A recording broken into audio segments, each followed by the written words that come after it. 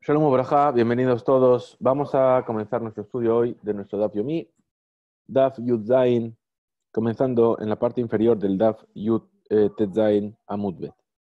Lo estamos compartiendo ya para que todo el mundo. Ahí donde está marcado en amarillo es donde comenzaremos hoy nuestro estudio. Y estábamos estudiando cuáles eran esos decretos, los 18 decretos que fueron fijados en la casa de Hananiah ben Hizkiya ben Garón.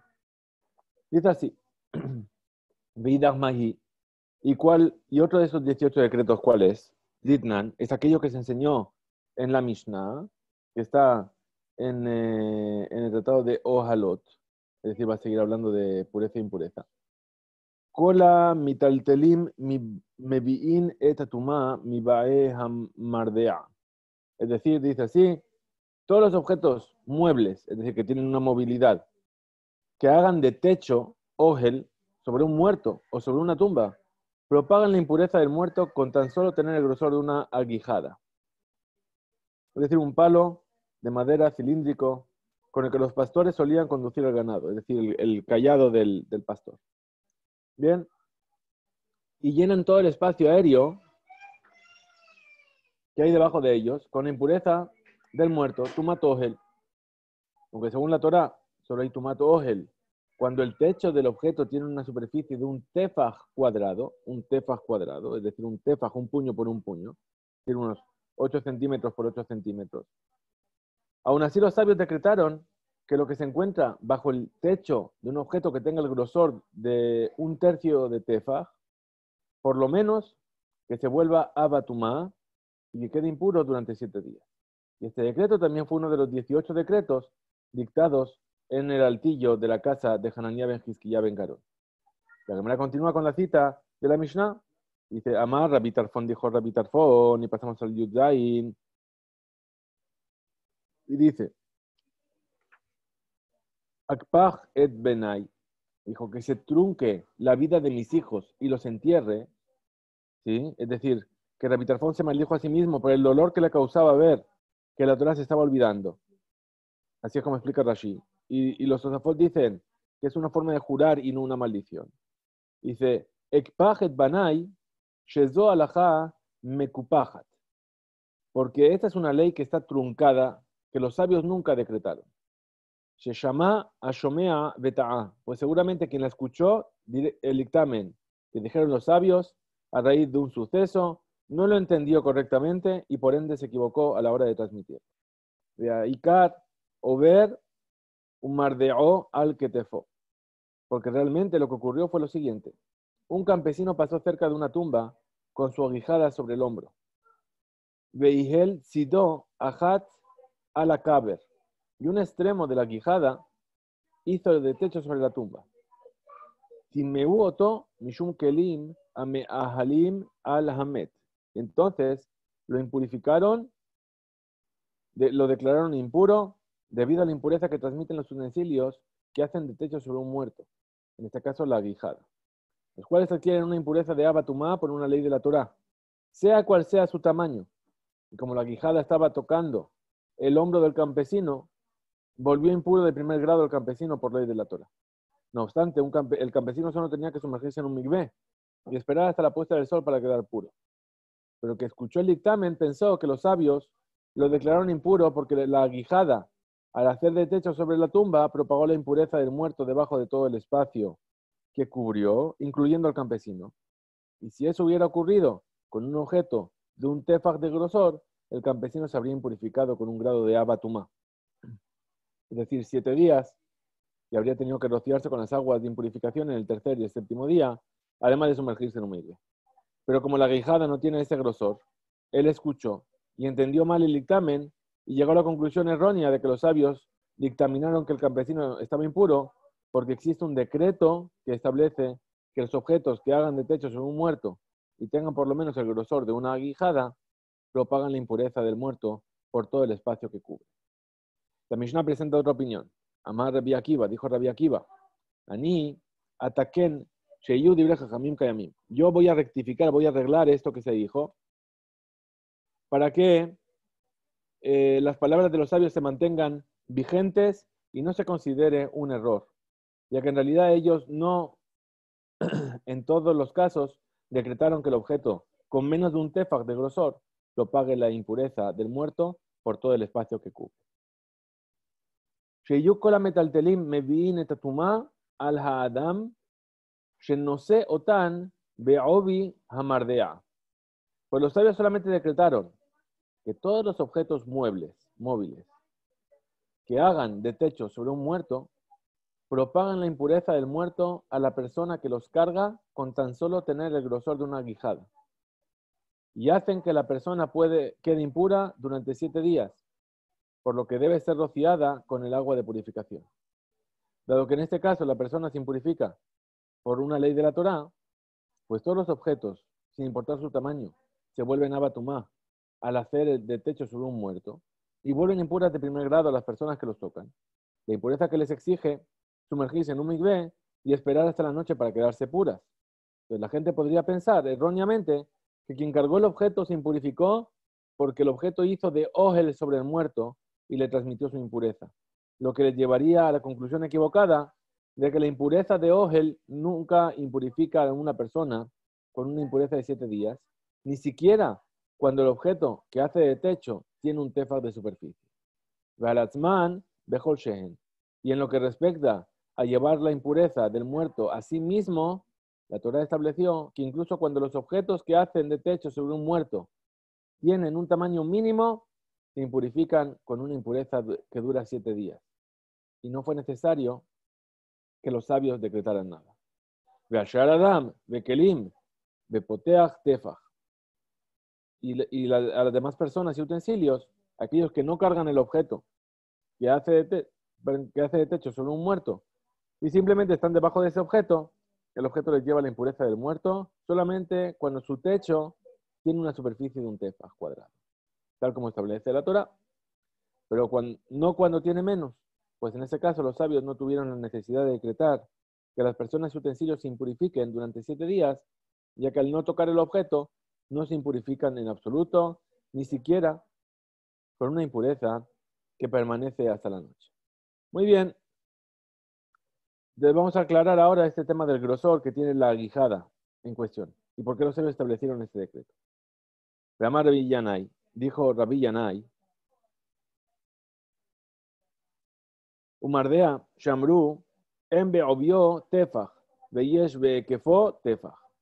La guijada que dijeron los sabios, que propaga la impureza del muerto a lo que está bajo su techo, no tiene un grosor de un tefaj, pero sí tiene un perímetro de un tefaj.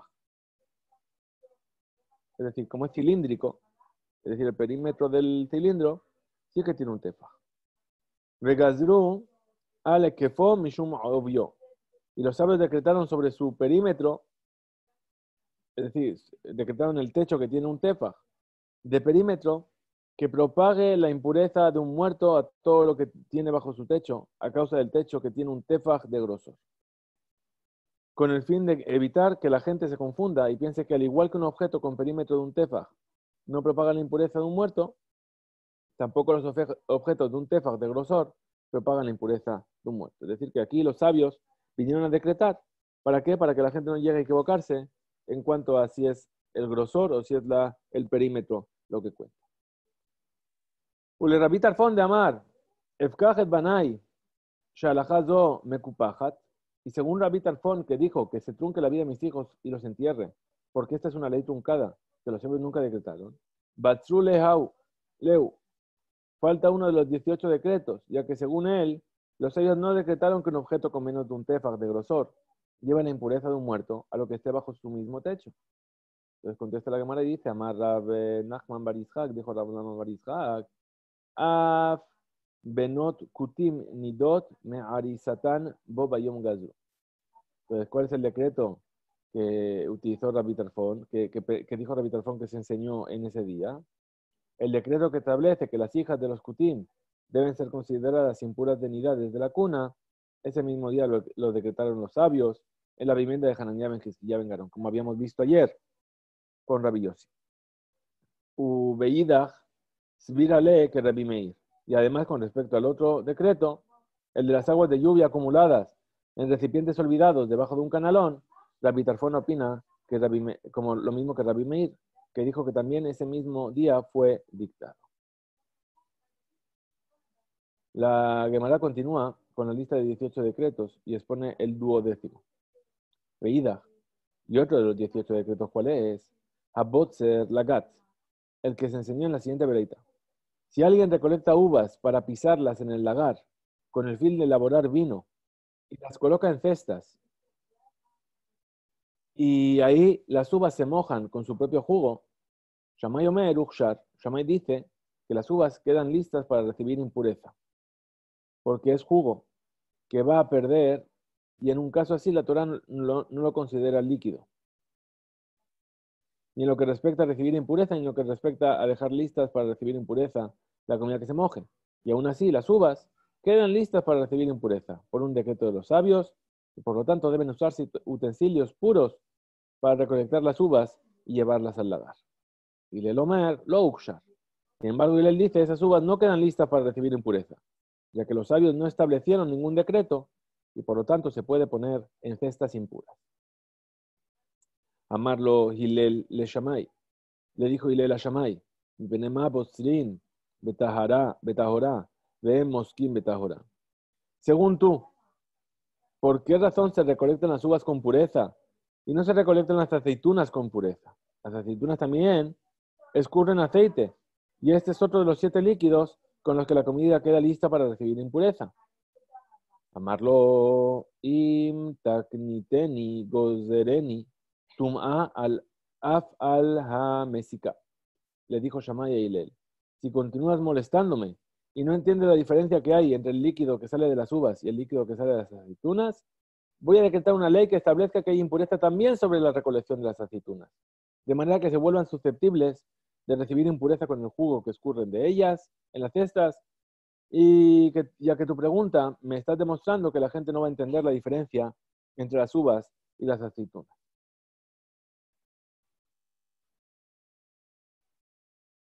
Porque aquí explica el Tosafot, según Ritva, dice que según Bet Shammai el líquido que sale de la aceituna no se considera líquido, sino que simplemente se considera ze'a, es decir, una transpiración del fruto, y nunca podría llegar a dejar listas las aceitunas, ni siquiera cuando le conviene al dueño que esa humedad salga.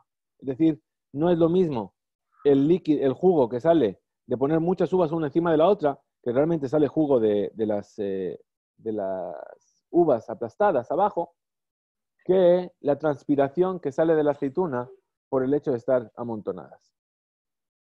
Muy bien, y entonces dice, Na'atzu Jerez Bebeta Midrash. En ese momento clavaron una espada en el Beta Midrash para que nadie saliera y pudiera hacer un recuento de quién estaba de acuerdo con Shammai y quién con Hillel. Es decir, el que pase por aquí, nadie sale hasta que contemos quién está de cada lado. Amru, y entonces dijeron, perdón un segundo, así os tengo a todos en la vista, muy bien. Amru, dijeron, Anichnas y Kanes, Beyotze, Alietze. Dijeron los sabios, el que quiera entrar al Beta Midrash para que lo contemos, que entre ahora. Y el que quiera salir, que no salga hasta que no terminemos de hacer el recuento. Y ese mismo día, allá Hillel, Kafuf, Beyoshev Livne Shammai, que Ahad Min Talmidim. Y ese mismo día estaban Hillel, a pesar de que era el presidente de Sanedrín por su gran humildad, se sometió y se sentó delante de Shammai como si fuera uno de sus discípulos. Vaya Kashele Israel que Yom Shenasabo Haegel. Y fue un día tan duro para Israel como el día en el que se hizo el becerro de oro.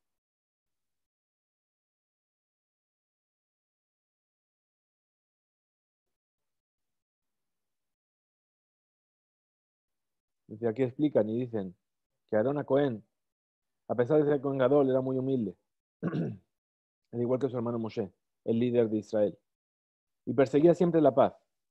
Por eso cuando las masas quisieron hacer el becerro de oro, él no tuvo la fuerza para impedirlo, y su actitud tuvo consecuencias nefastas para Israel. Similarmente, Hillel, a pesar de ser el presidente del Sanedrín, era muy humilde. Y aunque tenía argumentos fuertes para debatir la opinión de Shammai, no impidió que sus discípulos, que eran más numerosos que los de Shammai, se dejaran convencer por los de Bet Shammai y permitió que prevaleciera la postura de Shammai. Así es como explica el Hidushe Hatam Sofer. Entonces Shammai estaba ahí sentado como un discípulo más, frente a Shammai. Y ya cayó el Israel, y fue como el día en el que hicieron el becerro de oro. Regazur, Shammai Behilel, Velo Kiblu Minayu. Y en ese día decretaron Shammai e Hillel una ley que establece que las uvas quedan listas para recibir impureza con el jugo que escurren cuando son recolectadas. Pero las personas no les aceptaron el decreto y quedó en desuso. Veatu talmidaihu, vegazru, vekiblu minaihu. Y posteriormente llegaron sus discípulos y decretaron de nuevo, y en esa ocasión sí les aceptaron el decreto, y este fue uno de los 18 decretos decretados en el altillo de la casa de Hananiah Bejizquía Ben-Gana. La Gemara analiza el motivo de este decreto y presenta varias respuestas. Maitama, ¿por qué motivo los sabios decretaron que con este jugo las uvas quedan listas para recibir impureza? Si el dueño no está conforme con que el líquido salga de las uvas y se pierda. Primera respuesta, Amar Rabbi Zairi, Amar Rabbi Hanina. Dijo Rabbi Zairi o Zeiri en nombre de Rabbi Hanina. Gezerá Shema Yibserenu Bekupot Temeot. Este es un decreto que los sabios dictaron por la sospecha de que quizá las recolecten en cestas impuras. Es decir, si la cesta está impura y la uva suelta su jugo y ese jugo posibilita a la uva recibir la impureza, todas las uvas van a quedar impuras.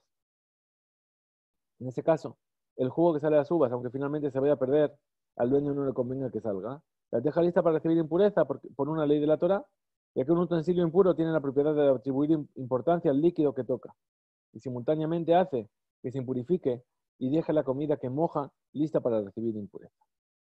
Veanija le mande a Amar que litame Joshev Mashkin Shapir.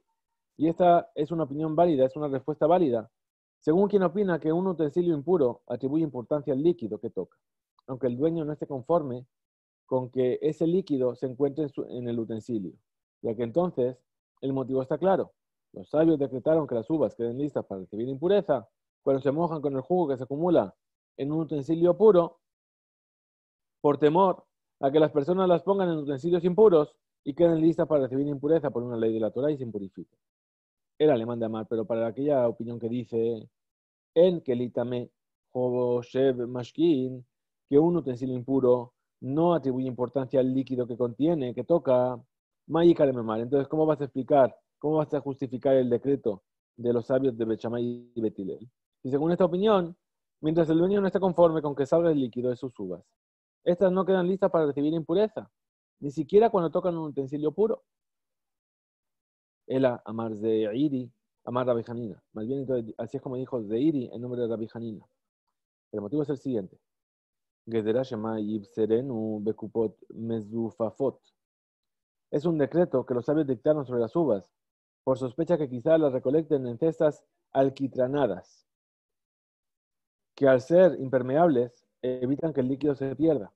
En estos casos, ya que el dueño está conforme con que salga el líquido de las uvas, estas quedan listas para recibir impureza y se impurifican al tocar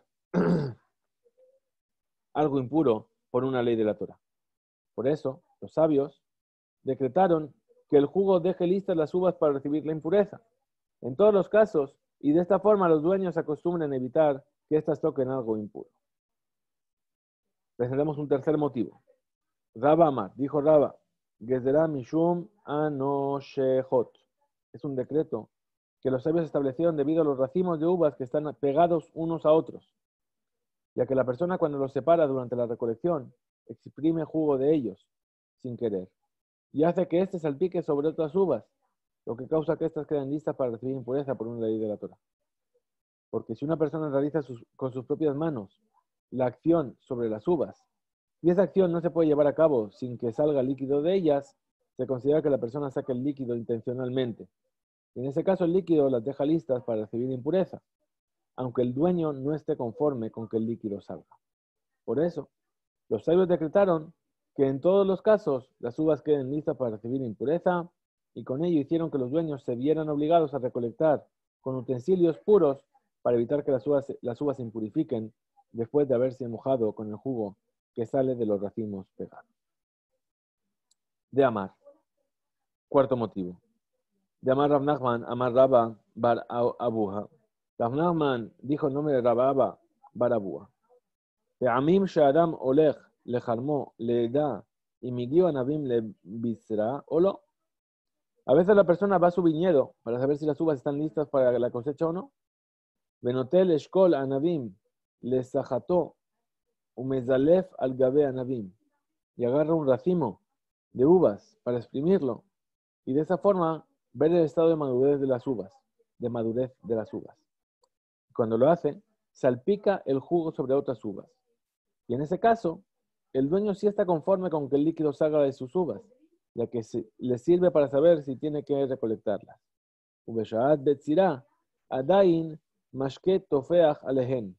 Y aunque en ese momento estas no quedan listas para recibir impureza, por seguir unidas a la tierra, es común que en el momento de la recolección el líquido siga mojado sobre ellas.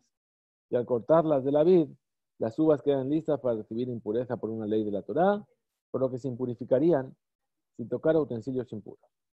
Por eso los sabios decretaron que el jugo que sale de las uvas las deje listas para recibir impureza, incluso cuando el dueño no está conforme con que salga. Y de esta forma, obligaron al dueño de las uvas a recolectarlas con pureza, a fin de evitar que se impurifiquen por una ley de la Torá, después de haberse mojado con el jugo de los racimos que él exprimió antes de la recolección. Muy bien, seguimos entonces con los 18 decretos, vamos con el decreto número 13. Veídaj. Y otro de los 18 decretos, ¿cuál es? Dice, Amar Tabi. Dijo Tabi, Rishba de Amar Shmuel. Tabi el cazador, que así es como dijo Shmuel, es decir, lo dijo en nombre de Shmuel. Av Gidule Terumá Bo Bayom Gazru. También el decreto que establece que lo que crezca de la terumá que se siembra sea considerado terumá.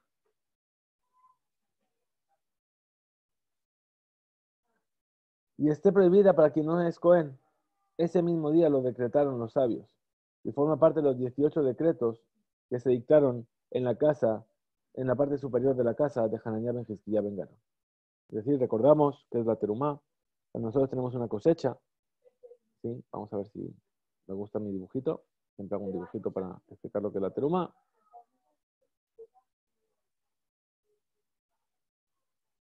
No, esto no es. Perdón. Formato, dibujar una forma. Muy bien.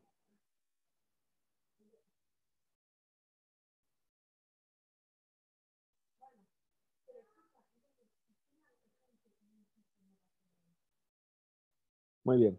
Esta es mi recolección. Yo tengo un campo de patatas, por si así saben los alumnos del UPAN, de IUR, todos saben que yo tengo un campo de patatas. Bien. Este campo da una recolección de 100 toneladas. Vamos mal con el formato este.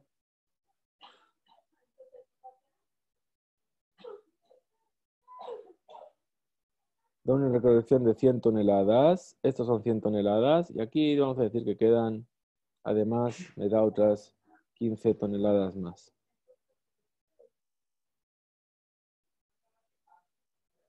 100 toneladas y pico.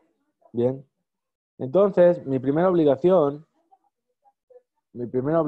es coger y separar lo primero que se llama la terumá. La terumá es únicamente para el Cohen y es cualquier cantidad. Es decir, no está fijada. Entonces, ¿qué es lo que yo hago? Normalmente cojo y le doy al Cohen, perdón. ¿Qué es lo que yo hago? Cojo y le doy esta parte al Cohen. Estos 15. Entonces me quedan 100 toneladas. De estas 100 toneladas, yo tengo que separar primero el Maaser Rishon. El Maaser Rishon es un 10%. Es decir, 10 toneladas.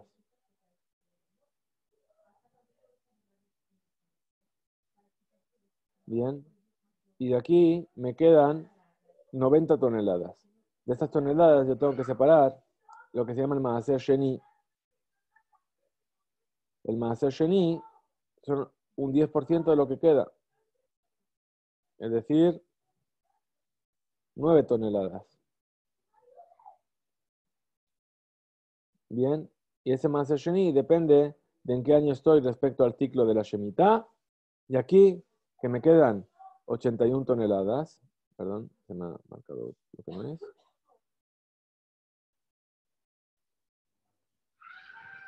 Entonces yo ya puedo explotarlas según mi conveniencia.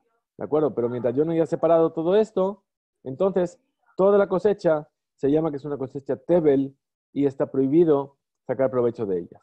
Entonces la terumá es esta parte, ¿sí? Una parte voluntaria que se le da al Cohen, que no está fijado cuánto hay que dar, y eso se le llama la terumá. Y únicamente la puede comer el Cohen o sus familiares.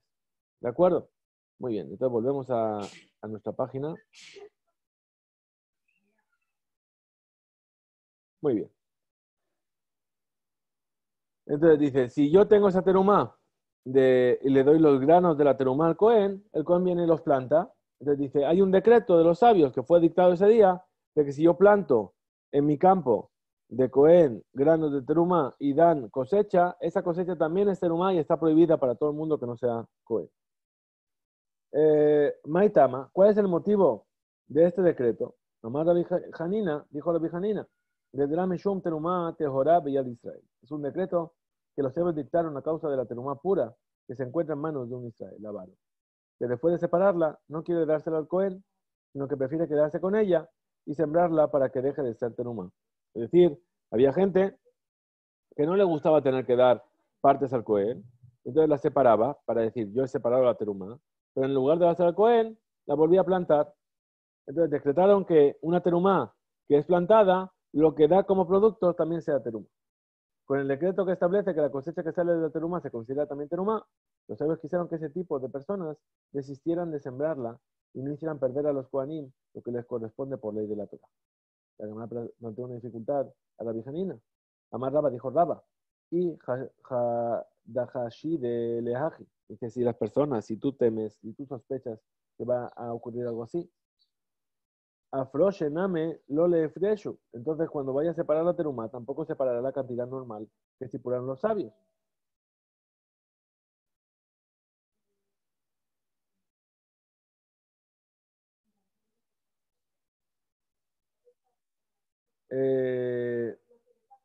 No va a separar esa cantidad.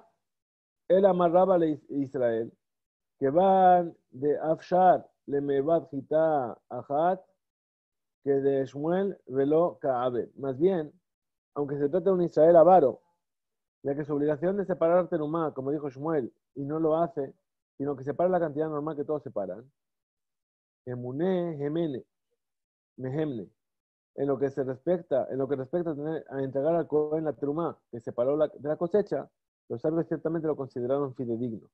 Y por lo tanto, no puede ser que el motivo que indujo a los sabios a establecer este decreto. A raíz de esta dificultad, Raba presenta otra explicación. Es la que será Mishum, terumá, temea, beyat Cohen. Más bien, es un decreto que los sabios dictaron a causa de la terumá impura, que ya se encuentra en manos del Cohen, de la cual está permitido obtener provecho. Dilma, Mashhe le gabe beate lideta kala. No vaya a ser que el Cohen, para aprovecharla, la deje en su casa hasta la época de la siembra y entre tanto llega a tener un tropiezo y se transgrede la prohibición de comer teruma impura. Al decretar que lo que crezca de la teruma tenga la misma condición que la teruma que se sembró, si era pura, el producto será considerado puro, y si era impura, el producto será considerado impuro. Y los sabios quitaron al Cohen la opción de sembrar la teruma impura y evitaron que de esa forma que la guarde y pueda llegar a comerla. La Gemara cita otro de los 18 decretos de ese día. Dice el número 14. Veída. Y otro de los 18 decretos que fueron enseñados ese día. ¿Cuál es? Amar Rabijía Bar Ami, Mishme de Ula. Dijo Rabijía Bar Ami en nombre de Ula. Admi Shech.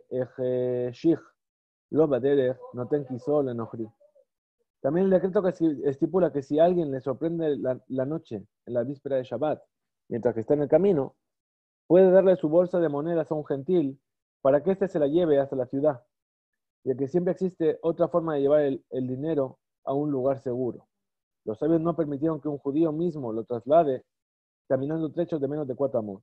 No vaya a ser que éste transgreda la prohibición de la Torah de trasladar un objeto 4 amot en el dominio público. Es decir, podría caminar menos de 4 amot pararse, menos de 4 amot pararse, menos de 4 amot y pararse. Sin embargo, decretaron que no puede hacerlo así y prefirió que se la dé al gentil que viaja con él, Boba Yom Badru. Ese mismo día lo decretaron. Es uno de los 18 decretos que dictaron en la vivienda, en la parte superior de la vivienda de Hananiah ben Hizkiya ben Garo. Muy bien. Este decreto es directo y claro. Y otro de los 18 decretos, el número 15, ¿cuál es? Amar, Bali, Amar, Abimi, Sanbatea. Dijo Bali en nombre de Abimi de Senabot.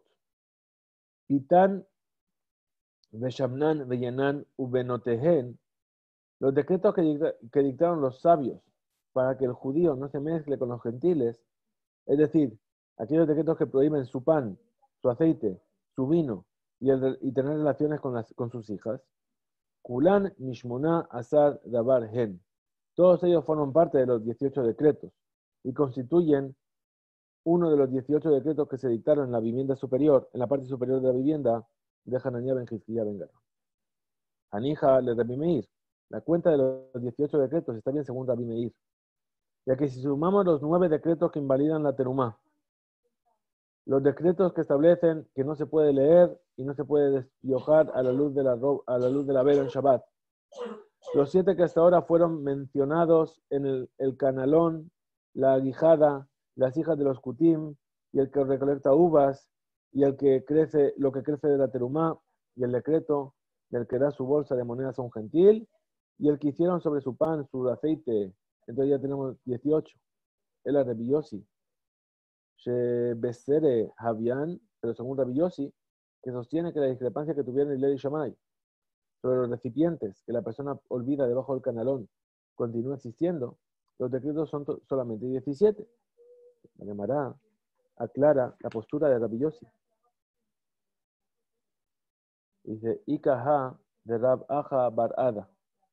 Según Rabbi Yossi, está este decreto de Rab Aja Bar Ada, de Amar Rab Aja Bar Ada, Amar Rabbi Isaac.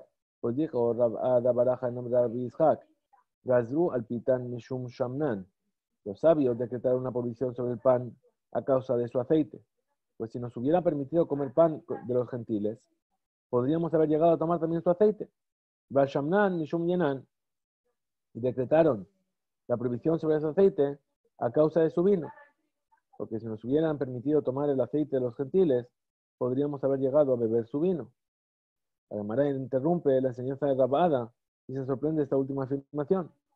Real Pitam Mishum Shamnan, ¿y acaso se puede decir que los sabios decretaron una prohibición sobre su pan a causa de su aceite? Mai ulme de Shaman Pitan. ¿Por qué iba a ser peor el aceite que el pan? La Gemara rectifica la enseñanza y dice, Ela Gazru al Pitan Beshamnan Mishum Yenan. Es decir, más bien, decretaron sobre el pan y sobre el aceite a causa del vino. Pues si nos hubieran permitido el pan y el aceite de los gentiles, podríamos haber llegado a beber de su vino. Gallenam Mishum Benotehen. Y nos prohibieron sobre su vino a causa de sus hijas, porque de haber permitido el vino de los gentiles, podríamos haber llegado a relacionarnos con sus hijas. Benotehen Mishum Dabarajer. Y decretaron la prohibición sobre sus hijas a causa de otro asunto, no vaya a ser que éstas nos introduzcan en prácticas idolátricas. Y todo esto constituye un solo decreto. Mishum Dabarajer. Y además hicieron otro decreto sobre otro asunto a causa de otro asunto. Y no a causa de la idolatría, es decir, a causa de las relaciones prohibidas. La Gemara pregunta, Maida Barajer, ¿qué es este otro asunto? Lo voy a explicar ahora aquí. Dice la Gemara clara, Amar Rav Nachman bar Yitzchak, que dijo Rav Nachman bar Yitzchak, Gazru al Tinok Nochri Shetitame Beziba. Los sabios decretaron sobre un niño gentil que impurifique como un zab, aunque realmente no padezca esa enfermedad. Y establecieron que se lo considere impuro a un grado de impureza de abatumá, a él, su saliva y su orina. Pero oye, Tinok Israel Ragil Etzlo de Mishkav Zahur, para que un niño judío no frecuente su casa y llegue a practicar con él la sodomía. Y este decreto también fue uno de los 18 decretos dictados en la vivienda de Hananiah ben Hizkiah ben Garón, y Rabbi Yossi lo cuenta en lugar del decreto que según Meir establecieron sobre los recipientes olvidados debajo del canalón. Muy bien, con esto concluimos esta Mishnah y llegamos a nuestra siguiente Mishnah. Vamos a enunciarla. Perdón, todavía no hemos acabado, nos queda un último membrá. Después vamos a enunciar la Mishnah y nos quedaremos ahí. Dice la Gemara, pero no tengo una dificultad. Y si es realmente así. Que esto fue decretado ese día. De Rabbi Meir Name, Teshasre Havian. Entonces, según Rabbi Meir, son 19. Es decir, si este Rabbi Yossi lo metió así, en lugar del de los canalones, para Rabbi Meir, ¿qué es entonces? Entonces, Ajalin, Bekelim, Shenidmeu, Bemashkin, Bejada, Hashiv, Lehu. Entonces, los decretos que los sabios establecieron sobre las comidas y los utensilios que se impurificaron con líquidos impuros, Rabbi Meir los cuenta como unos, mientras que Rabbi Yossi los cuenta como dos. Muy bien. Entonces, ahora sí pasamos a la siguiente Mishnah, que presenta una discrepancia entre Bet Shammai y Bet Hillel acerca de si está permitido o no iniciar una labor en la víspera de Shabbat para que finalice en Shabbat. Bet Shammai, los sabios de Bet Shammai dicen, en Shorin Dayo Dio Besamanim Vehashinin.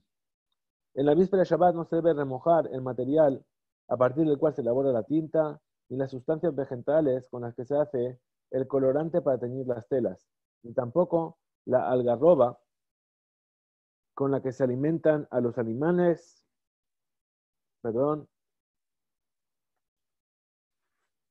ela que de sheishoru ni beodium, a menos que haya suficiente tiempo para que dichos elementos queden remojados por completo y formen una mezcla espesa mientras aún sea de día. Ubetilel matirin, y los sabios de Betilel, por su parte, permiten remojar estas sustancias en la víspera de Shabbat, incluso un momento antes del anochecer.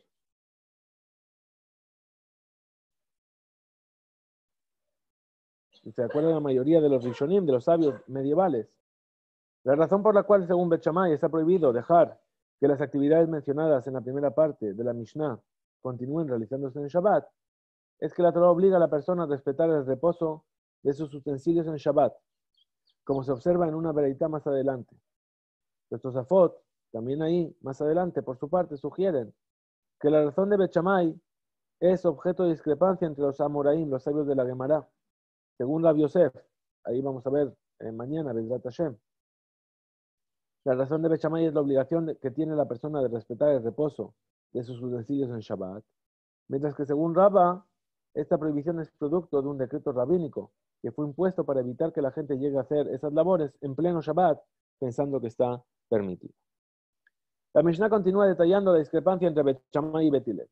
Bet Shammai, los sabios de Bet Shammai dicen, en notnim unin al pishtan letoch hatanur.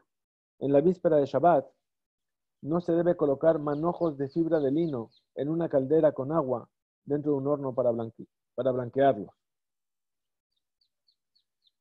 Ela que de sheyabinu ni beodiom, a menos que haya suficiente tiempo para que se calienten y se blanqueen mientras aún sea de día. Velo eta tzemer le lloré ela que de sheyiklot ha'ayin. Y asimismo no se debe colocar la lana en la caldera para teñirla, a menos que se cuente con suficiente tiempo para que la lana absorba la tintura antes de la puesta del sol. Betilel Matirim y los sabios de Betilel permiten comenzar estas labores incluso un momento antes de la puesta del sol. Bet Shammai, los sabios de Bet Shammai dicen en porsin mezudot haya veofot dagim. En la víspera de Shabbat no se deben tender trampas para atrapar bestias, aves o peces. El a que de Sheyitsodum y Beodioma, a no ser que vayan a ser cazados antes de la puesta del sol, mientras aún sea de día. Y Betilel Matirim, y Betilel permite colocar trampas en la víspera de Shabbat, incluso un momento antes de la puesta del sol. Bet Shammai Omrim, los sabios de Bet Shammai dicen, en Mohrim le Nohri, en Toanim imo, en Magbihin alab. En la víspera de Shabbat no se le vende un objeto a un gentil, ni se carga un artículo con él sobre su burro, y no se levanta un objeto para colocarlo sobre él. El Akedesh y guía le Makom Karov, a menos que el gentil alcance a llegar a un lugar cercano antes de Shabbat. Pues de no ser así, daría la impresión de que el judío lo envió a transportar sus objetos durante Shabbat. Betilel Matirim y los sabios de Betilel permiten todo aquello, ya que no temen que en dichas situaciones dé la impresión de que el judío envió a un gentil para transportar sus objetos durante Shabbat. Otra discrepancia. Bet Shammai, los sabios de Bet Shammai dicen, en notnim orot le avdan velo kelim le joves nohri.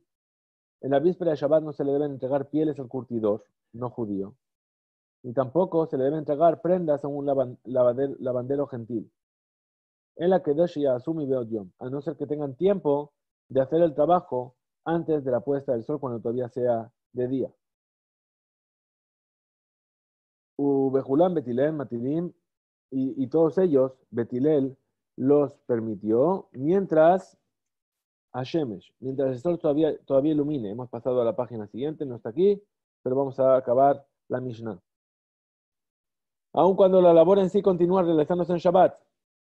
Amar Rabban Shimon ben Gamliel, dijo Rabban Shimon ben Gamliel al respecto. Nohagin hayu bet aba, shayu notnim kele lavan lejobes nohri, shalosh yamim kodem le Shabbat. En casa de mi padre le acostumbraban a entregarle la ropa blanca al lavandero gentil por lo menos 3 días antes de Shabbat, para asegurarse de que el gentil la lavara antes de Shabbat, pues el lavado de ropa blanca es más complicado que el de la ropa de color. Y pese a que Rabban Gamliel y su familia eran descendientes de Hillel, se conducían conforme a la opinión de Bet Shammai, en este caso, para ser rigurosos consigo mismos. Veshavim elu veelu, y están de acuerdo, ¿sí? Shetoanim korat bet habad ve igule hagat. Pues concuerdan, es decir, los sabios de Bet Shammai y de Bet Hillel, en que en víspera de Shabbat está permitido colocar las vigas de la almazara, donde se procesa el aceite, sobre las aceitunas trituradas, y en que está permitido colocar las planchas circulares del lagar, donde se procesa el mosto, sobre uvas trituradas, ya que el peso de estas máquinas solo acelera la extracción de los jugos, mas no exprime directamente las frutas, por lo que en ninguno de estos casos se transgrede la prohibición de la Torá de exprimir durante Shabbat. Muy bien, con esto llegamos al final de nuestro estudio de hoy. Hemos llegado hasta el final de la Mishnah. Mañana empezaremos a analizar la nueva Gemara que nos va a explicar toda esta Mishnah. Que sigamos, podemos seguir con este esfuerzo, con este estudio que estamos haciendo día a día, completando nuestro estudio de la Gemara, ya mediando el capítulo primero de Masechet Shabbat. Bezrat Hashem, mañana seguiremos en el mismo horario. Un saludo para todos, y Jizku Bimsu, y Berajot, y Besorot.